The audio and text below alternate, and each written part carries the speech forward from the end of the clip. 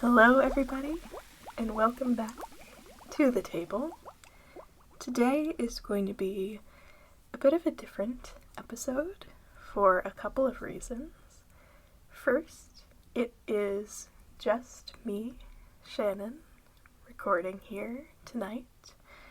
Katelynn and lots of our usual guests are busy with Thanksgiving preparations. When this episode gets uploaded, it will be after the holiday, but at the time of recording, we are in the days before, which is often very busy with meal preparations and traveling for some people, spending time with family, and amidst all this hustle and bustle, I somehow found myself with some unexpected free time. So instead of canceling the episode this week altogether, I had the unconventional idea to do this, and Katelynn very kindly agreed to let me try it out. So if you haven't noticed already, I'm speaking a little bit quieter and slower than I normally do, and that is because this is going to be an ASMR style episode. Now, if you know what that is, you may already have some strong opinions about it. I know some people that really like it, and others that really do not. So I hope that you'll stick around with me as we try out this sort of experimental episode. But if you fall in that latter category, no hard feelings at all. Now would certainly be a good time to take a break or maybe catch up on some of our past episodes of To the Table, re-listen to some ones that you really enjoyed, all that good stuff. So, I don't know if this is going to be fun or cringy, but hopefully either way, there'll be our usual entertainment value, maybe with just some quieter opinions and stories about food rather than our usual somewhat heated debates. So with that, I invite you to sit back and relax, and let's get into it. ASMR is an acronym for Autonomous Sensory Meridian Response. Now, this is the fancy scientific term for the physical reaction that our body can get that feels sort of like a tingling sensation. So people who experience it report that it kind of feels like it starts at their head and then sometimes works its way down to your shoulders and the rest of your body. So basically, ASMR content, videos, audio, whatever forms it comes in, are to relax someone. So when someone experiences ASMR, it sends signals to your brain to calm down and to relax. So a lot of people will listen to these sort of things before they go to bed at night if they have trouble sleeping or getting to sleep. Some people will use it as background noise if they want to focus on something, get some work done, and they don't want total quiet, but they also don't want anything that's going to be an added distraction.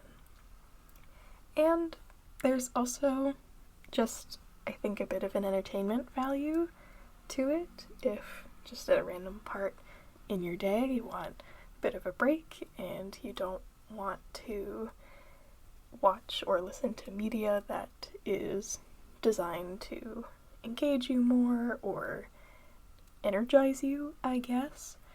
It's kind of a nice, low-key sort of thing that you could watch or listen to just take a break in your day. So, yeah, it, I think, is hit or miss for people because describing it is a little odd, and I think there's a certain connotation with soft speaking or whispering and personal attention sort of noises that is a little bit more negative. Some people are uncomfortable with sounds being that close to them in their ear, or sometimes there's a weird sexual undertone to it, which is a whole nother realm, and I try not to venture over there because it's really weird over there.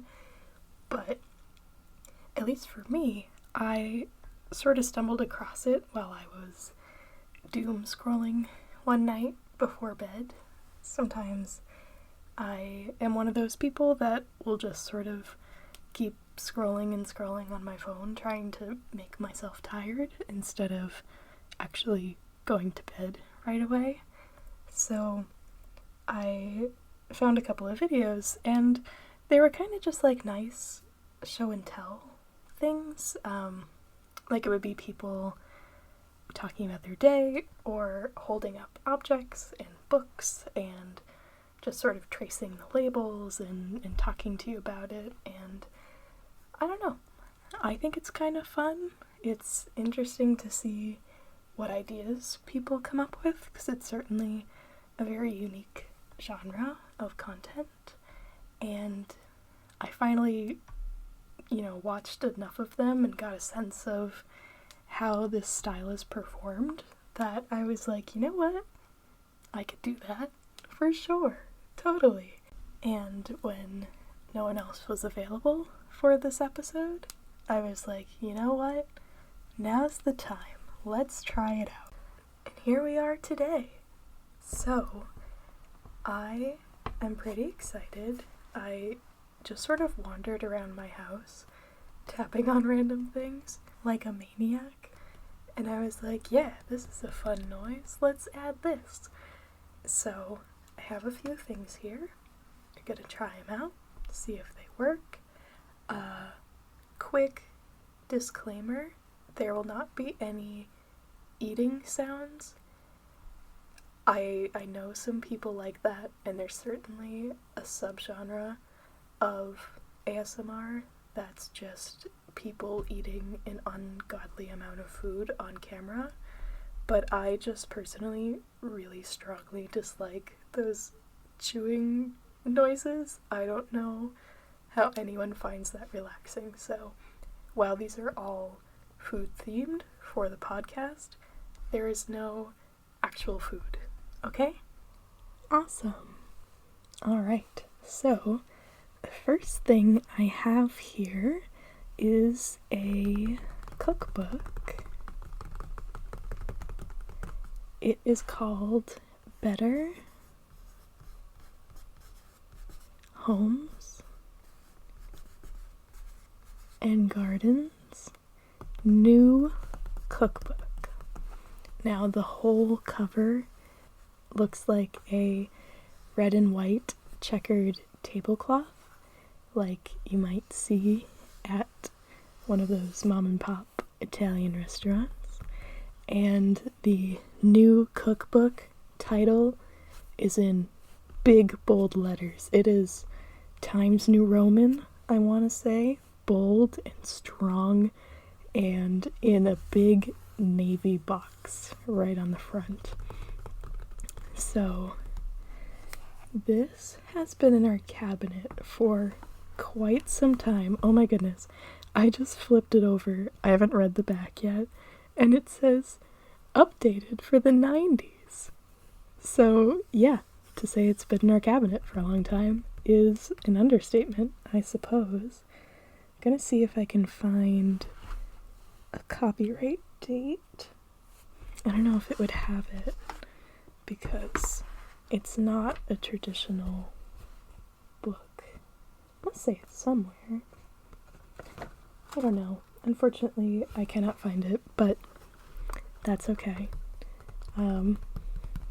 Yeah, this book is quite the stack. On the inside cover, it has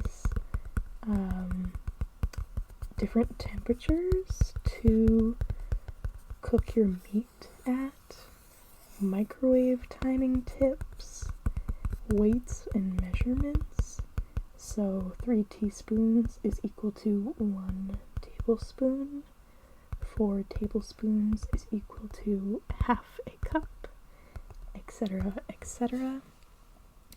And there are a number of sections with dividers here: appetizers and snacks, beverages, and breads, and a whole bunch of other things. But I'm stopping at bread because the main reason that we keep this book around is for the banana bread recipe that is in here.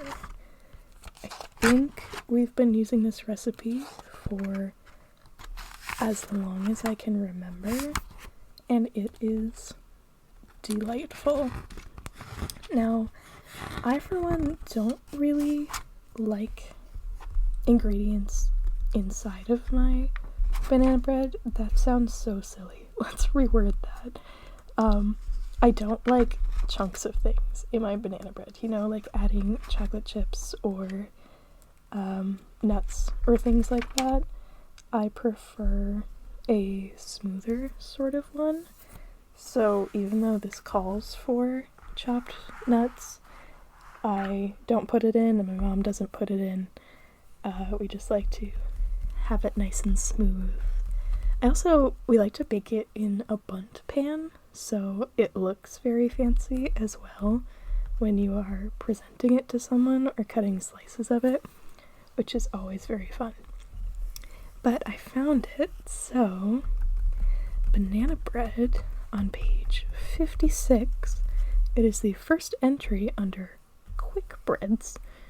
There's a little description here for this section, and it says, for mouth-watering breads that don't require a lot of time, turn to quick breads by using baking powder, baking soda, steam, or air instead of yeast to leaven dough. You can have hot breads to serve in a flash. I love flashy bread. In this section, you'll find everything from tender cornbread. There's a cornbread? Wait, this is news to me. I didn't know there was a cornbread recipe in here. I love cornbread with my whole being. Anyway, sorry. You'll find everything from tender cornbread and refrigerator bran muffins to featherlight waffles and pancakes. Wow, what a whirlwind. I didn't think that waffles or pancakes could qualify for bread, but maybe it was different back in the 90s. Who knows? So, yeah, this is a nice book here. I should flip through it more, certainly, when I'm looking for new things to make. It seems more dessert heavy. Looking at some of the other sections here, we have cakes, candy, which is sort of unique, I think, to make homemade, cookies, desserts, eggs, cheese, and legumes. Oh, that would have been perfect for one of our previous episodes where we planned to talk about cheese and then talked about just about everything else as well, including eggs. So we also have fish and shellfish, freezing and canning for all of your freezing and or canning needs, meat, pasta, rice, and grains. Pies. Oh, back to desserts. Alright. Poultry. Now we're back to meat. This is great. All over the place. And I appreciate it. Salads and dressings. Sauces and relishes. Soups and stews. This would be Katelyn's favorite section. Vegetables, not to be confused with the legumes. Special helps. Fun. And the index. So it very much looks like a dictionary. It's got a whole bunch of single line food names and recipe names with page numbers next to them. So if I didn't know that banana bread was on page 56, I would go under banana. Oh, banana has its own section. And the very first entry is banana bread, 56, as well as cake, cream pie, muffins, bananas Foster. I feel like I've heard that name before, but I don't know what it is. Let's explore it together, shall we? So, bananas Foster is page 126. 126. We have ventured back to the desserts tab. Bananas Foster. Okay. Oh, it has a fun little graphic next to it. It's a off-center box that just in big bold letters says fast. I don't know why that cracks me up so much. It looks like something you made in a really crappy PowerPoint, and I love it with my whole heart. So, Bananas Foster, it's fast. And it is bananas plus brown sugar rum sauce plus vanilla ice cream, and it equals a truly divine dessert. Wild. So that is basically the ingredients. It's 4 ripe medium bananas, a 1/3 cup of margarine or butter, 2/3 cup of packed brown sugar, 1/4 cup of light rum, and vanilla ice cream. Pretty interesting. I don't know. Not sure if I'd like it, because it seems like rum is a major factor here, and I am not really a rum gal. I don't know. Maybe I'll try it. But that's pretty fun. I learned a new thing. Also, I want to back up a second. Every recipe says margarine or butter. Has anyone listening actually used margarine? I don't want to date anyone listening, because I think it's generally an ingredient that's used in older recipes. However, I am just genuinely extremely curious if margarine is very different than butter, or if it's comparable enough that you could just switch them out and no one would be any the wiser. I don't know. I want to know. I've never used it before because I always use butter. So, yeah, that is our book here. Just gonna spend some time tracing over the cover. Stop talking for a second. This almost doesn't hurt your voice, but it uses your voice in a way that it's not normally exercised, I think, to do these sorts of whispering or soft speaking videos. So I'm gonna take a break and make some noises with this book, alright? Be cool, it's gonna be fine.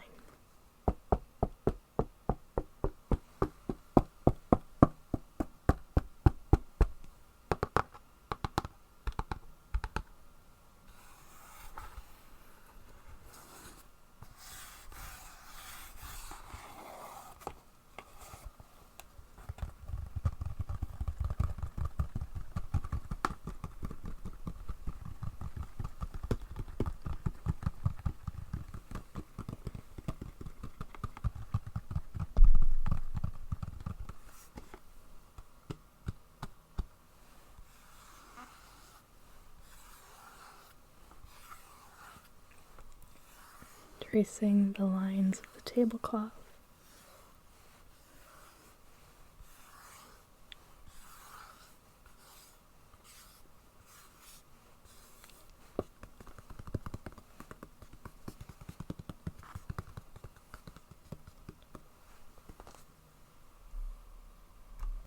Okay, so now that we've looked at a number of recipes, we've got to make ourselves a grocery list to buy the ingredients to make this stuff. So I have a notepad in front of me and a pencil. And let's see what we need to get at the store. So, we of course need to make the banana bread. So, we're gonna need all-purpose flour,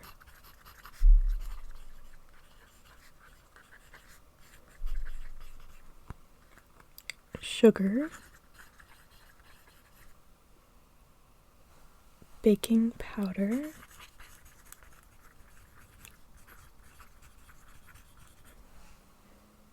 baking powder's cousin, baking soda,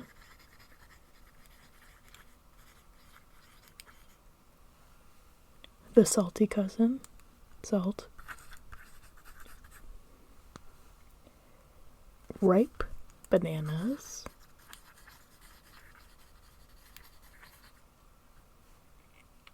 shortening, margarine, or butter, 3 options this time. Let's just go with good old butter, milk, eggs, and the last ingredient is nuts, but I think we're not gonna look for that at the store because I'm not gonna put them in the bread anyway. Unless I want to snack on them. No, if I want to snack, it's going to be cheddar and sour cream chips. I don't know if you've had them. They are my favorite kind, and they beat all other kinds. While we're at the store, I should probably also pick up some gum. I like to have some of that in my car. The minty kind. I should also probably get something a little healthy to balance things out here. Maybe some fruit, because y'all know I love some good fruit. We're getting some ripe bananas, but I think I'll just get some normal bananas as well. So we can put the brownish ones into the bread and eat the more yellowy ones as a snack. It's also a great time of year for apples. I know my family really enjoys Macintosh.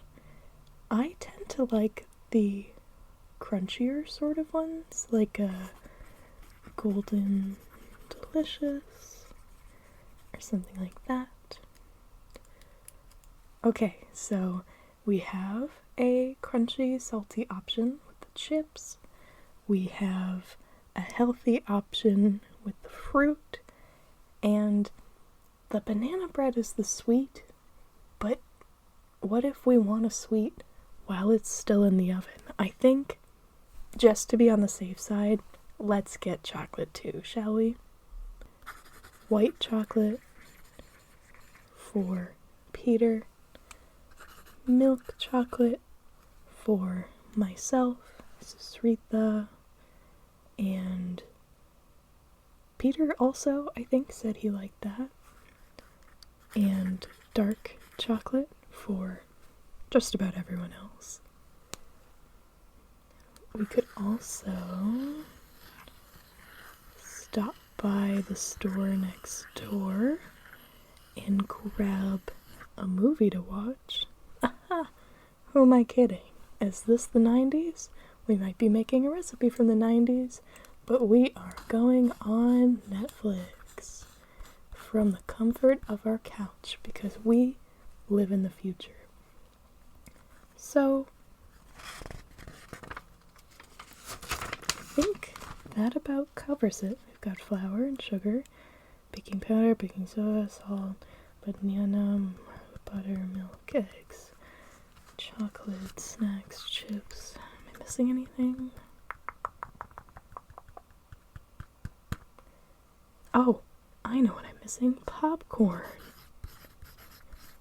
You can't have a movie night with your friends without popcorn. Should I get the butter kind or the home style? I myself really enjoy, I think it's just called simple popcorn or something. It's some very generic, boring name, but it is sold at Market Basket stores, and it's just white popcorn with salt and coconut oil, and that might be it. Like, it's 3 ingredients or something. Very, very simple, but it just tastes so nice, and it's, in theory, maybe a little better for you because you're not dripping melted butter all over it. But who knows? We'll splurge and get the butter one this time around. Maybe keep that one for another day, another list. Alright, that about covers it. Let's admire our lovely list here. And it's scribbles. Well, I mean, I wrote some actual letters, but then I stacked them on top of other letters. So that is illegible and not helpful at all. That's so funny. I'm just imagining myself, like 5 years down the line, finding this notebook, opening it up, and being like, why did I scribble all of this random stuff? Like, was this from when I was 4? Or when I was making a podcast with my friends? It's wild. I think I've had that experience a few times before because I participated in theater and had to do a lot of random themed oral book reports growing up. So I have a whole bunch of just random costume and prop pieces from who knows what in all of the nooks and crannies of my room. It's kind of fun because when you're cleaning, it brings back a whole bunch of memories of me doing that stuff, but at the same time, it's like, why do I keep it? I'm not gonna need this. As much as I may convince myself that I'm gonna need this, I simply will not. So, let's rip this off and put it in the recycling. Be environmentally responsible right off the bat.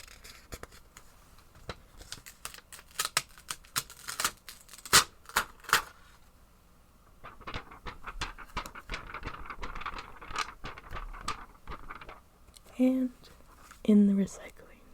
There we go. Oh, I have to get the little scrap of paper in the spiral. People who keep those things, when they rip out a page of a notebook and parts of the page are still stuck in the spiral part, if you don't clean that out, what are you doing with your life? Do you clean out other parts of your life? Are you okay? Do you want to talk? Just let me know. I really like being a sounding board for people, whether they're venting about something or want to bounce ideas. I think that's really fun, and I'm always here to listen. No judgment. Well, okay, maybe in this case, a little bit of judgment, but good-natured judgment that will make you better as a person and prevent you from walking around with spiral notebooks that have little strips of paper sticking out of it for no reason. Okay? Good stuff. So with that, let's put away our notebook here and imagine that we went to the store. We grabbed a carriage, walked down the aisles, looked at all the products, compared brands, compared prices, maybe brought some coupons along and splurged for that bounty because it was $2 off compared to the Charmin. And we reached down to get ourselves a fun little impulse purchase on the bottom shelf, but we knocked over something on the top shelf with our back when we turned, and it was totally embarrassing because the aisle was really full of other people and they all just watched you knock that over, and there's an employee that just locked eyes with you, and you know they're not getting paid enough. So you just had to lock eyes back with them and pick all the things up like it was your job to do that.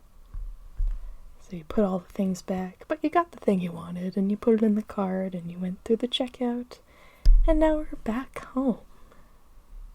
Looking around my own home before this podcast, I found the salt shaker, which I thought could be a really fun noise.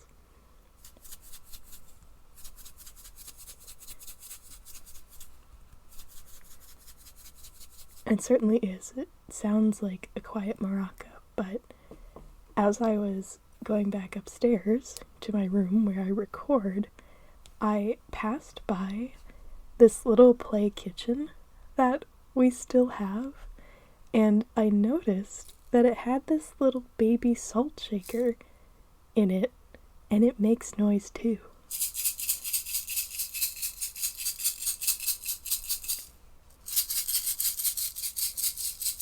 This one definitely sounds more like a maraca, but I kind of love it. So this is the real salt, and this is the play salt.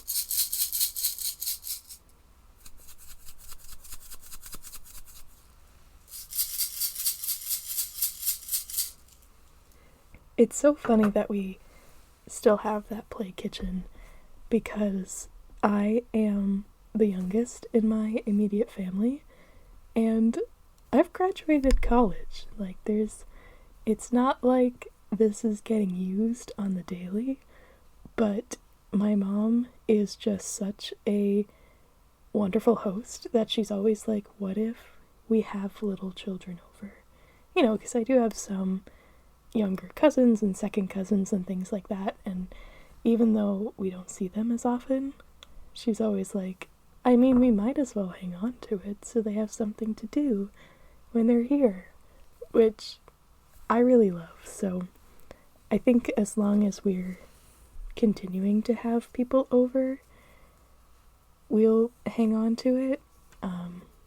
Maybe when everyone grows up, or we move houses, or make major changes, I guess, in our life, we'll either donate that, or it'll be used for my own kids if I have kids. I don't know. But for now, it's just kind of a fun little reminder, I think, of my own time using it, and memories shared with it. And yeah, I mean, it gets used. It's always, I think, a favorite for kids for whatever reason. Maybe because it's a way for them to emulate their parents by sort of making their own food and using their own kitchen. Or maybe they're all just the next generation of Gordon Ramsays, and I don't even know it. And our play kitchen will be the reason that they got into their culinary profession. That would be something, huh?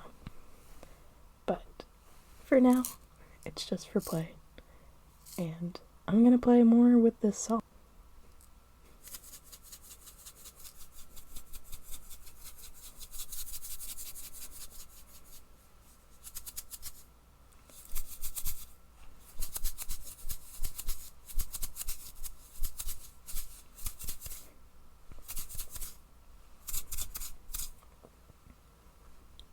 $20 points to Gryffindor if you could guess what song that was.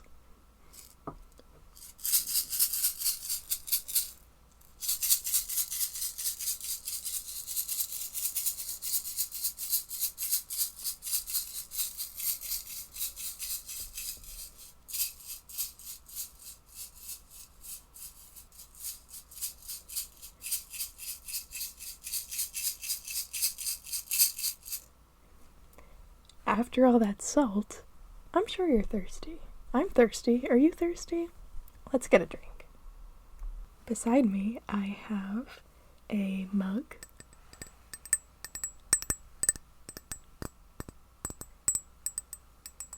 It is currently empty, and on the side it says, it looks like a checklist, and an empty box next to naughty, an empty box next to nice, and then sort of a hand-drawn in extra checkbox that is checked off, and it says, I tried. And I just really enjoy that. Because who can dictate if you're naughty or nice all the time? Besides Santa, of course. But really, we're just out here trying our best. Sometimes it's nice, sometimes it's a little naughty, you know? But I got this mug as a gift. I used to work in my college's tutoring center, and they had a little holiday party thing and gave everyone favors. And there is a bunch of mugs that you could pick from. I forget if they all said this or if there were a few different phrases, but I definitely like this one the best, so.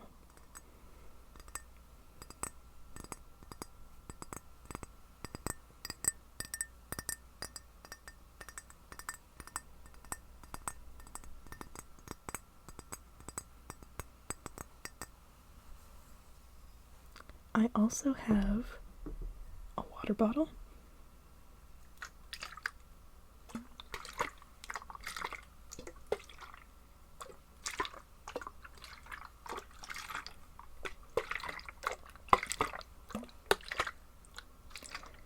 This is a water bottle that I've had for quite a few years and have used it very frequently.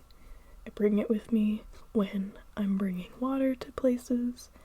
I use it when I'm just at home and I want a drink of water. And it's nice. 24 ounces. Staying hydrated. How awesome is that? It has one of those flip-top caps.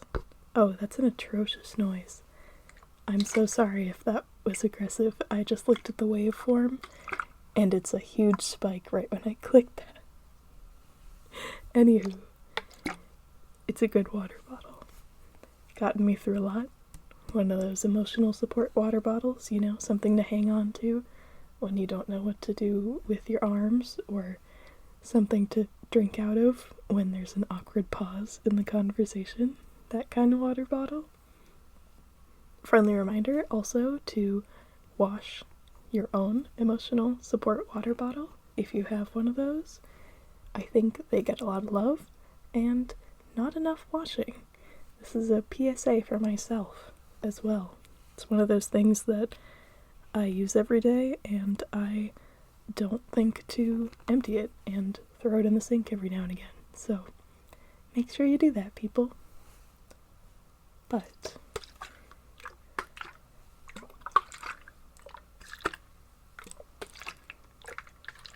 let's transfer what's in the bottle to the mug.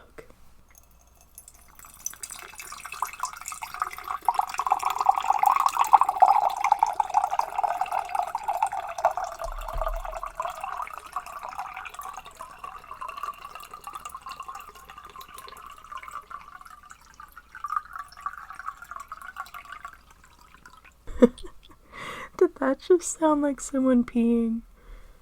I really had higher hopes for this noise, but I think that's just what it is.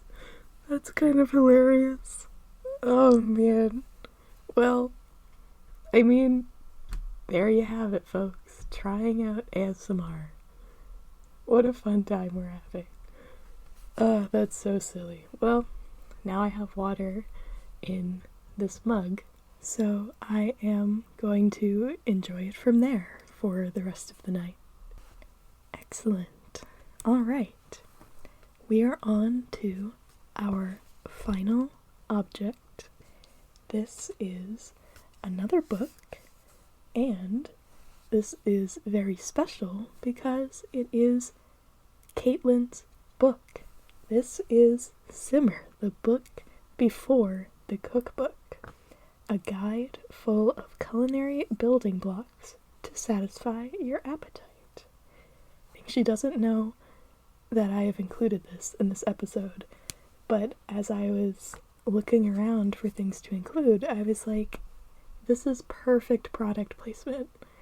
Not to throw ads in your face, but this was her design project turned into an actual business, and it's a big part of the reason that we're here today and you're listening now, which we so appreciate. So I just wanted to take some time to celebrate what she made and explore it ASMR style. So, Simmer, I myself have one of the earlier versions of this. I believe now it has a nice spiral notebook if you were to buy one, so you can open it up and it'll stay open on whatever page you're looking at, which is very handy if you're using it actively in the kitchen and looking at it for reference. But this one is just a normal binding, nice matte black cover with a drawing of lettuce or some other leafy green. I see a strawberry, an egg, a carrot, a turnip, I believe, an orange slice or lemon, an onion, and a tomato. My frenemy, the tomato, has made the cover.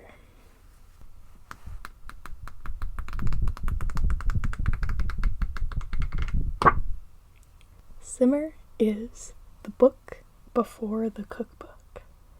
In here you can explore 90 pages of helpful guides, good tips, and basic recipes to help you master your kitchen. Perfect for those who just moved out, newly independent, or those who want to learn a new skill. From how to care for a cast iron pan, which I personally did not know before reading this, to how to efficiently grocery shop. This book has over 30 cooking skills to improve conscious cooking, confident dishes, and safe kitchen practices. There's things about nutrition and shopping, all the different tools in your kitchen and your pantry, gets into different types of knives, how to be safe, prepping, making things ahead of time, and some fun recipes. And blank pages at the end too, so you can add your own recipes if you have any and you want to keep them all together. You can take notes and all that fun stuff.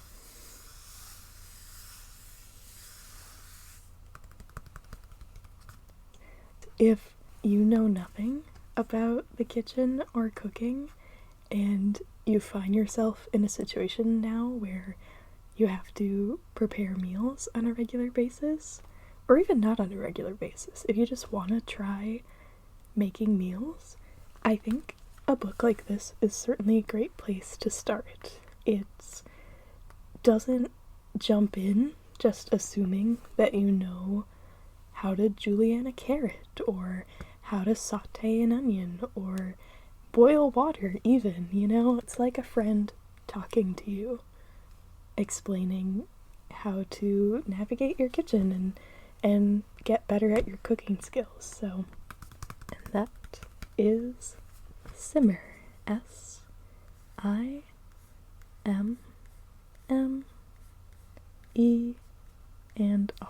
Simmer.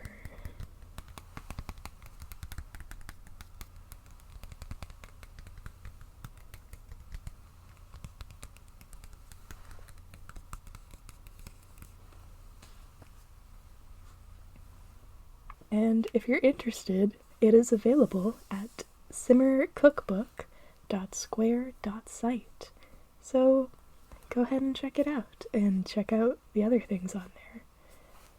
I hope you don't mind this little bit of promotion at the end here, Katelynn. I just think it's so cool, and I am so proud of you that you made a book, and you designed it, and did all the words and the drawings. And I absolutely love promoting my friends' cool stuff. If you're still here, thank you so much for listening. The final thing that I really want to try is those like finger flutter things. ASMR artists do this thing where they like rub their fingers together really fast, and it makes the coolest noise I've ever heard. So I'm gonna see if I can do it.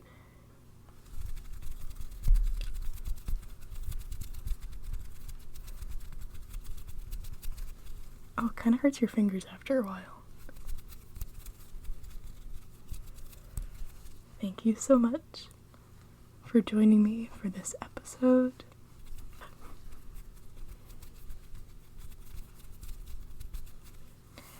Join us next time we upload for even more fun food and entertainment. Katelynn will be back, perhaps we'll have some other guests, and it'll be a fun time. So as we get ready to end here, I just want you to know that you're doing a great job. I don't know what you're doing, but you're doing great. That recipe that you decided to try the other day came out awesome. And even if it didn't, you tried it, and that is a feat in and of itself. You miss 100% of the shots you don't take. Wayne Gretzky, Michael Scott. Alright, those are all the positive affirmations that I can think of off the top of my head. So have a great rest of your day or night. Enjoy your next meal, and see you next time.